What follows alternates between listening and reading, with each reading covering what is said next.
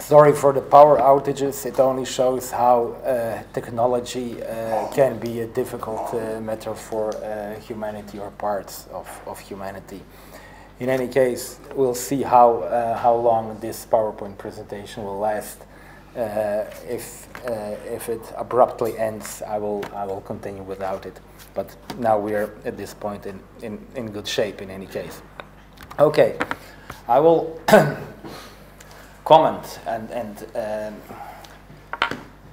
say something and reflect on three views on the relation between cognitive enhancement and moral enhancement.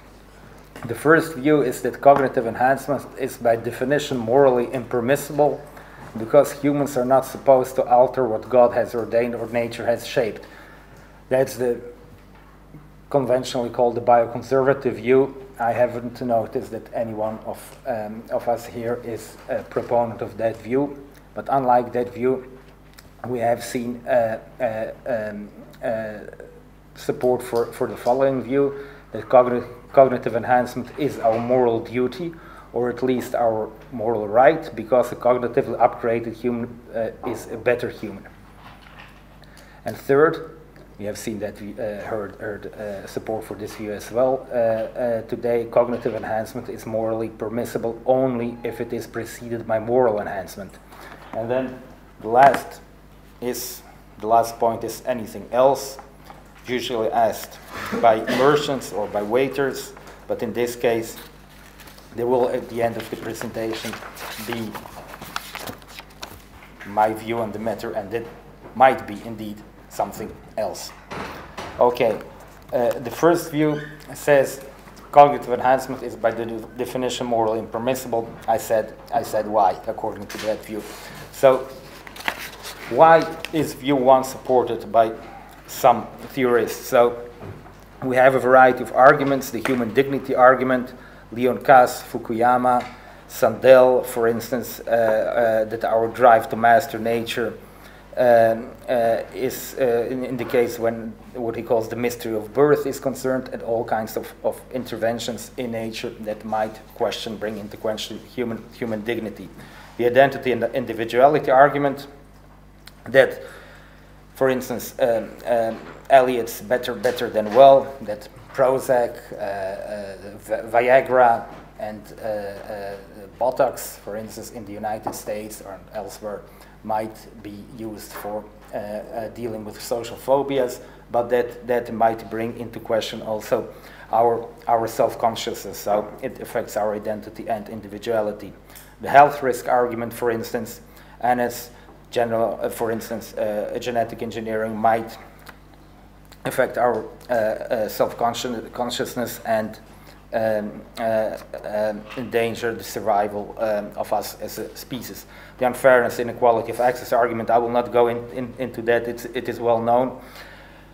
I will say a few words about the argument related to freedom, not only in the sense that Habermas had in mind when saying that genetic alteration imperils our autonomy and standing as moral agents, but simply our freedom might be brought into question by what we had in some totalitarian regimes, that anabolic steroids were administered forcefully to athletes, or for instance, in a competitive environment, the administration of Ritalin, methylphenidate, to children by parents for them to perform better at exams, have a better concentration, and so on. Now, this freedom argument is the link to view 2. This should not be linked to view 3, but linked to view 2. And view 2 is that cognitive enhancement is our moral duty because a cognitively upgraded human being is a better human being. So it can be our moral duty, like John Harris supports, or as Savulescu used to support. We have also the argument that promoted by, for instance, Agar or Francis Cam, that it is our moral right, but not our duty, to enhance, in Agar's argumentation. For instance, liberal eugenics is different from Nazi eugenics, for instance, because in the latter case we have compulsion, in the former case we do not have this kind of compulsion. Or Kant's article where she argues against Sandel and where she says that our drive to master nature is not necessarily a sufficient ground to reject its moral permissibility. Now, why view 2? If it is our duty to treat and prevent disease, it is also our duty to intervene in what is given to us by nature in order to provide an individual with the best prospects for having the best possible life. So, a cognitively enhanced human being is a better human being. We are obliged to try to become better, while society ought to provide us with the best opportunity for this endeavor. So if society or the state or whoever prevents us from doing that, it encroaches upon our freedom. So the same argument concerning freedom, like in view 1, can be used in view 2, but in a different direction. And now coming to view 3, cognitive enhancement is morally permissible only if it is preceded by moral enhancement. We have heard today support of this view. So very few of us who are malevolent or vicious enough can use their increasing power to cause death and disaster. So cognitive enhancement can be dangerous. That is the argument that was promoted. You've heard that by Ingman and by Julian Savulescu. And what we heard more from Thomas Douglas, moral enhancement might lead people who have been subjected to it to have better motives than they would otherwise have had. The examples of oxytocin, selective serotonin reuptake inhibitors, Ritalin, and so on. But now we come to the important part. Might that, what John Harris calls in his article, Moral Enhancement and Freedom, the 2011 article, if I'm right, might what John Harris calls prejudices and idiocy rather than morally flawed motivations be the main potential culprits for death and disaster? So view 3, apart from John Harris, also criticized by Fenton. I will cite that. Hence, if we do not continue scientific research into enhancement, we have no hope of achieving the great moral progress that will ensure the survival of humans as a species. In other words, the argument in Persson and Savulescu from 2008 appears to lead us to an obstinate predicament. Scientific progress is both the means of our salvation as well as the means of our downfall. Now, coming back to this, might prejudices and idiocy rather than morally flawed motivations be the main potential culprits for death and disaster? If so, cognitive enhancement, either traditional or non-traditional, would bridge the gap between how we act and how we believe we ought to act. But I don't think that cognitive enhancement bridges this gap. So we need more than that. And what I would like to propose, so if it does not bridge the gap between what we believe is right to do and what we actually do, then cognitive plus moral enhancement. In the following sense, that cognitive enhancement might be morally permissible only if it is a means to moral enhancement. So why this view? Why cognitive plus moral enhancement as a single whole, as a single project? Apart from the argument that that the former position does not that view two does not bridge the gap between what we do and what we believe is right to do. Apart from that, we have to use our moral judgment in order to decide which types of cognitive enhancement are ethical. But it is precisely this judgment that is alleged in view 3 as what ought to be enhanced. So, the mutual critiques of view 2 and view 3 lead us to the possibility of this fourth view, which I'm trying to say a few words about. Moreover, how to enhance our moral judgment without cognitive enhancement. So, to cut the story short, cognitive enhancement is not enough to make us act better. That is the critique of view 2. The critique of view 3 would then be moral enhancement might not be possible without cognitive enhancement, because without cognitive enhancement we can only be driven to act better without understanding why we act better. So we might lose our freedom of the will, if we enhance ourselves only morally and not morally plus cognitively. Solution, possibly, to treat cognitive and moral enhancement as a single project, reformulate it to promote exclusively those types of cognitive enhancement that directly lead to moral enhancement.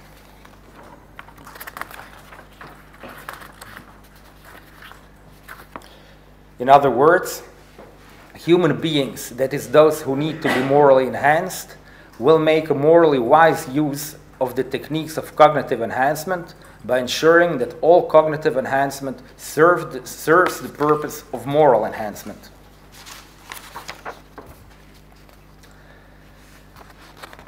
Let me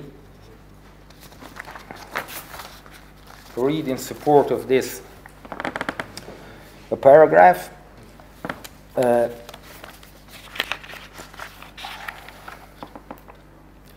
Jones, in the article Are Smarter Groups More Cooperative, in the Journal of Economic Behavior and Organization, from 2008, offers empirical evidence that relates intelligence to cooperative behavior. If this evidence is well-founded, the implication is that intelligence is a driver of moral behavior. When we are more intelligent, we cooperate more and are less prone to violent conflict or to secretive actions.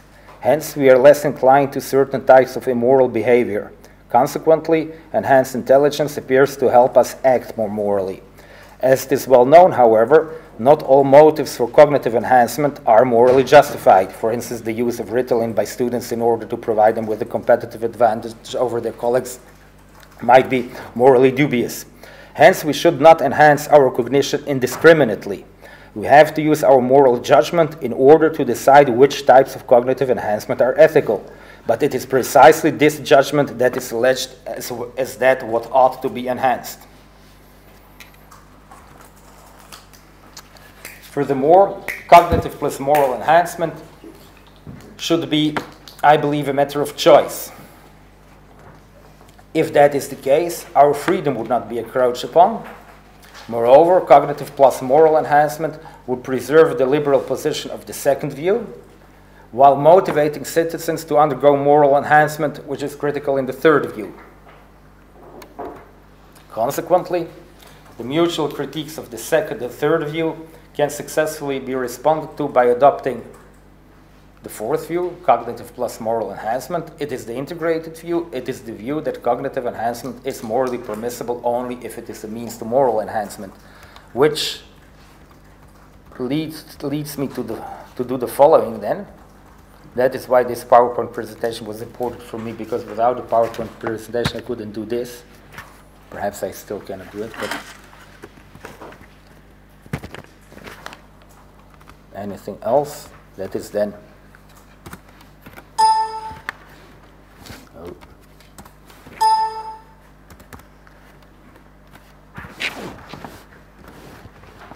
it's not a big thing. I'm the better.